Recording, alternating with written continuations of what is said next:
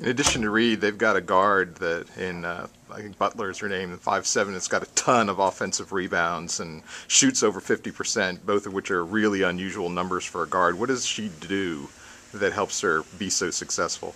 Well, I think she's the key to their team, if you ask me. She has 100 offensive rebounds, almost 100 steals, and almost over 100 assists. That's pretty special. I mean, that's somebody that's doing a lot of things that nobody else wants to do.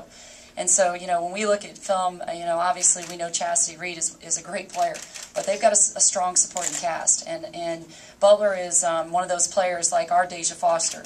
She does a lot of things that doesn't get a lot of credit, but those are things that helps your team win. The reason they're here is because they have players out around Chastity Reed that have made their success possible.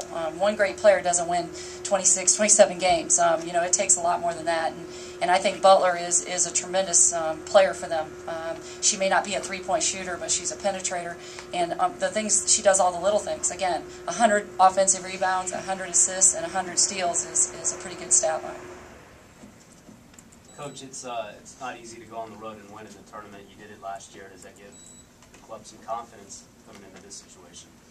Well, it's been an interesting, we've been in the tournament 4 years in a row, and 3 of the 4 years we've been sent to sites where we could potentially play the host, or have played the host. So that's a difficult challenge, but it's like I told my team, you have to earn the right not to be on somebody's home floor. And this year we didn't beat a top 10 opponent, and I think when you beat a top 10 opponent, that's when you earn those rights. And so, we understand that, and we have to embrace what we've been given. You control what you can control at this time of the year, and we last year we went to Iowa and we were without our leading scorer and leading rebounder Alex Montgomery, and we were able to beat them on their home floor in the first round. So we got a tremendous amount of confidence from that, obviously.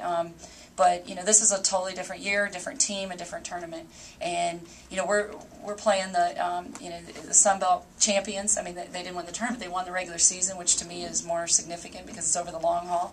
And then you're looking at a team that went to the championship game and could have won either way that game. So they're a very good team. They're well coached. They're prepared. And they have tremendous talent. So once we get through tomorrow night, we'll see. We'll focus on the next opponent, whoever that may be. But right now we've got one game in front of us, and that's all we're focused on. Talk about that tournament experience, maybe from ULR perspective, not having any NCAA tournament, and then just getting past that first round game. Sometimes getting over the hump, Right. Well, it's interesting because what Bridget said is very accurate. It's dangerous when somebody hasn't been in the tournament. We weren't in the tournament. We had none of my players had ever been in the tournament the first time 4 years ago. And we won the first round game. We beat DePaul and advanced to the second round. So it's one of those things. I felt like at that point we didn't know what to expect, so we had no fears. We had nothing to be afraid of. It was just like go out there and play and let's see what happens. And that's what we did. And we were able to upset DePaul and win that game and advance to the second round. So, I think that at this point in the season, everybody's played so many games and played against so much competition that it's just one of those things where anything can happen in the NCAA tournament. And you look across the country so far. I know we haven't played women's games yet, but the men's bracket, I mean, anything's possible. So you just have to come and play. It doesn't matter at this point in the season. To me, it really doesn't matter about seeding because it's a basketball game, and there's not a team in this tournament that doesn't deserve to be there. Especially anybody that's been included in as an at-large bid, because this wasn't an automatic bid for Arkansas Little Rock. I mean, they were picked as a team just like we were. So we have tremendous respect for them, and they wouldn't be in this tournament if the committee didn't think that they deserved to be. And so we just have to prepare for them, and you can't look past anybody at this time of the year. We learned a lesson in the ACC tournament. We had a first round bye for the first time in the history of our program, and then we went up against Wake Forest, and we weren't prepared mentally. We had beaten them earlier in the season, and we felt like, I guess we had gotten complacent a little bit, and we had to come back from 17 down to win that game to advance to play Duke. So, it's one of those things where, I'm glad that happened to us in the ACC tournament because now we know what we can't do in this tournament.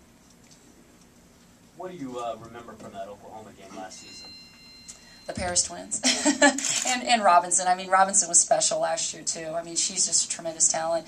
But the Paris twins, obviously, were Courtney's one of the best players who ever played the game. So, obviously, you don't forget those players very easily.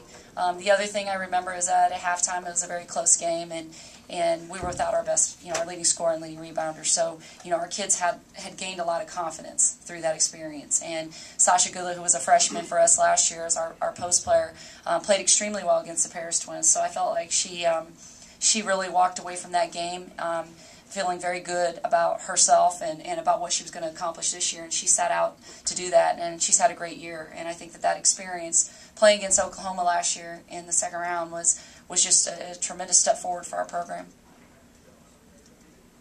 You mentioned it a little bit, but this isn't your first trip to Oklahoma this year. No, it's not. We actually, played in the WNIT preseason, and again, we were without Alex Montgomery. She didn't play the first 6 games of the season, so we came out here and we actually there was a football game in Stillwater, so there was no hotel, so we had to stay in Oklahoma City and drive back and forth. So that was a tough challenge for this team. And so when we said going back to Oklahoma, I don't know that everybody was really excited about that, but when we got here and realized how close we were to Oklahoma City, to Norman, we felt much better about that trip, and knowing we were going to be able to stay right here, near where we were going to play, obviously makes it that much nicer. So, especially with the weather outside. Yeah, I feel like I'm back in Indiana again. One day it's 70, and the next day we're having a blizzard. So, I think the athletic director said earlier, tomorrow it'll probably change. So, Supposed to be 60 by Monday. So. Well, I hope I'm still here. Never thought I'd say that.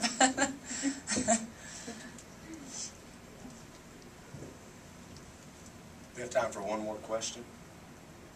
Coach Joseph. Coach Joseph. Okay. Thank you. That concludes.